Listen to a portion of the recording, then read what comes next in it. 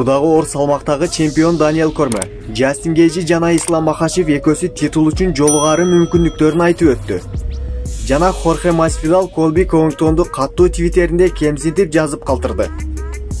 Эки салмактагы мурдагы чемпион Даниэл Корме, Гейджи ченлерди уткандан соң кийинки жолугушуусу титул үчүн болушу керек деп айтып өттү.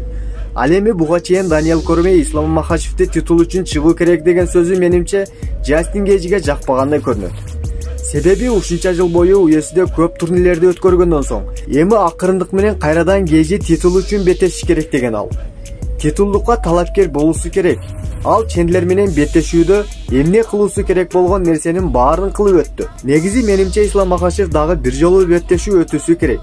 Ошондо акырындык менен Гейджи Исламга рингде утушуна тоскоол боло турган, бул Джастин Гейджиде мүмкүндүк көп экени айтылат. Менин оюмча 2022-жылда Ислам Макашев баары бир чемпион болуп калса керек достор. Силер эмне деп ойлойсуңар?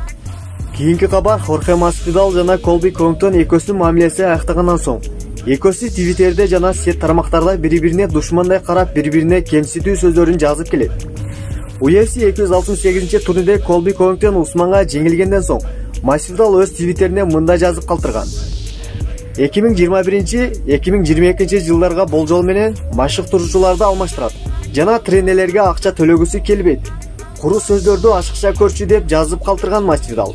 Сиздер бул жерде эмне себептен мынтип жатат десеңер, мурда Усман менен Ковингтон биринчи салгылашуусунда жеңилип калган эле. Ковингтон ошол учурда машыктыруучусун күнөөлөп, аны жумуштан кетирген. Ошол себептен Масвидал бул сөздөрдү айтып жатса керек менимче. Эмне болуп күнөөлөсө да баары бир экинчи салгылашууда Усмандан жеңилди. Мен түшүнбөйм. Баары бир Ковингтонго толук түшүнүп болбойт.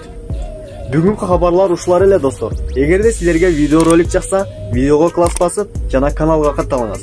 Сиздер менен Асанбек ТВ каналы.